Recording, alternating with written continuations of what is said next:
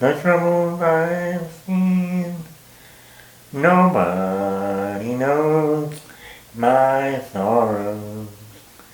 Nobody knows the troubles I've seen.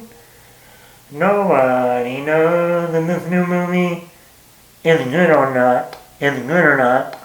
Nobody, nobody, nobody.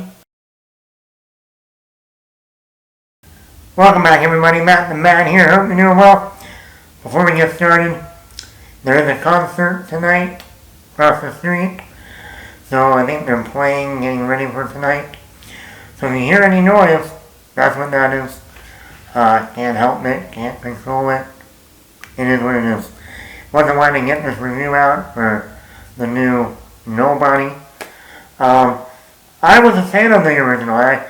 The original Nobody that came out in 2021 came out in the first quarter of 2021, like February, March time. And I did not see it in the theater because I think we were still in that pandemic time. And there weren't that many movies coming out at the time still. And this one kind of just went, under the radar for me. But then when it came out on video or Blu-ray in the fall of 2021, around November, because of the great word of mouth, and this is one of the producers of John Wick, and not in the John Wick universe, but in the same type of action and tone. I was like, you know what? This is one of those movies I'm just gonna buy because of the great word of mouth. And I was pleasantly surprised by the original movie. The original was only like 90 minutes also. And Bob Odenkirk did a great job. Connie Nielsen, Christopher Lloyd. I never thought I would see Christopher Lloyd in an action movie like that before. I'm so used to him as, the villain in Who Framed Roger Rabbit, or the villain in Dennis the Menace, or of course Doc Brown in Back to the Future. So it was a nice, refreshing moment to see him play a character we've never seen him play before. And I think overall I liked that first Nobody movie. And even though it didn't make that much money in the box office, because it was during the pandemic, I'm glad the studio decided to make a sequel. Now, why it took 4.5 years to make a sequel to the first Nobody, nobody knows. See what I did there? Get into it, positives. I like the trailer. The trailer gave this movie a, action movie, but flipping it on its head is like, I think, one of the Griswold vacation movies. It had that feel, that vibe. They even had the music during the trailer. Holiday, whoa, holiday, whoa. Everything. That's an interesting concept. They're going on vacation and they get into all this, shit starts happening. And this one does have more of a fun tone to it.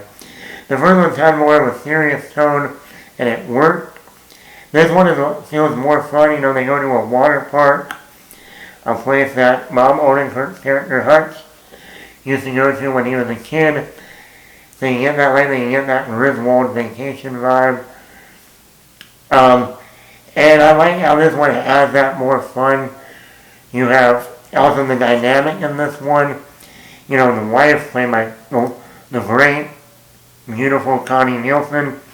Now we know why Maximus wanted her in Gladiator. She wants Hutch to be more of a family man, put away the killing, put away the, murder, husband, assassin, and just be a family man for once. Spend time with me, spend time with the kids, and and also the son is starting to be a little bit more violent, like the father. So she's like, hey, you keep doing this, he's going to end up like you. We don't want that. And Bob Odenkirk does a great job, he sells it.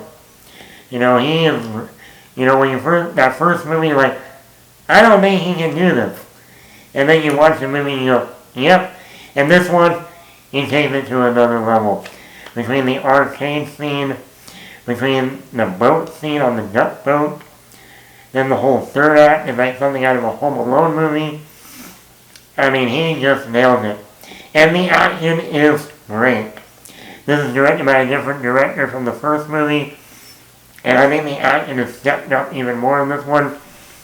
Between the opening sequences of him going on a mission to get people and kill them, to like then the arcade scene, using the items in the arcade, like the mallet when you hit to see the thing go up and down, or the claw that you go down to grab stuff. The claw. I feel like one of those aliens in Toy Story. The claw. I mean, it's a fun and inventive, creative scene. Then like you got the boat scene on the boat, which is bloody and gory and awesome. And then the whole third act is like Home Alone times 100. Booby traps everywhere in this water park, landmines in the ball pit. I mean, it is awesome. I like how they gave Connie Nielsen more to do in this movie. You got Colin Hanks as the sheriff of the town. You know, you got John Ortiz, who was in like Fast and Furious 4 as the bad guy. Braga, you'll work for Braga now. Or Silver Linings Playbook, married to Julia Stiles. He's good. He is the top cop, and he also has a son, and I like his dynamic. And then you got Sharon Stone. Face it, Sydney, your mother was no Sharon Stone. And we all know Sharon Stone. You grew up in the late 80s and 90s. You know Sharon Stone, whether it's, Total Recall, Casino, Basic Instinct, She does a really good job. She has a lot of memorable scenes. But I'm also going to get into her in the negative also. And this is only an 89-minute movie. 89 minutes. Which means even before credits, it's probably like 83 minutes. In and out. And like that, with a movie like this, with the plot pretty much, you're not doing much setup, you're not doing any origin, you're just getting right into it. It works for 89 minutes. It's a fun action comedy. And that's what you're getting here. Some of my negatives. As much as I like to see Christopher Lloyd back, I wish they gave him more to do. He really doesn't do much. Most of his stuff is away from the family. Until we get into the third act. But I wanted to see more Christopher Lloyd. I know he's getting up there in age. But hey, he's fun. Also, Sharon Stone.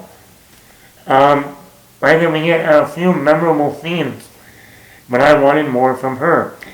I would say she probably didn't even show up in the movie till a good 45 minutes to 15 minutes into only an 89-minute film. So you really don't get that much of Sharon Stone. So I was kind of bummed about that. Other than that, like I said, go into this movie for the action and comedy.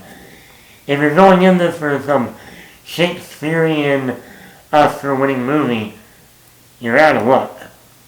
It's called Nobody, not Somebody. Okay? If it was Somebody, it might be an Oscar-worthy film. But it's called Nobody. Nobody likes you, Booster. Nobody.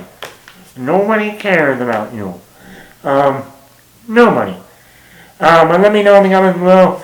I would give this a 4 out of 5. It's a fun action movie. I hope they make a third one. The Nobody Trilogy. The Nobody Trilogy that nobody asked for. Hey, he got jokes. Well, let me know in the comments below. Did you see Nobody? Are you a nobody in real life? You can call the hotline. 1-800-NOBODY. I'm sure nobody is going to answer the phone. But anyway, hit that like button, hit that subscribe button, leave a comment, Matt the Matt.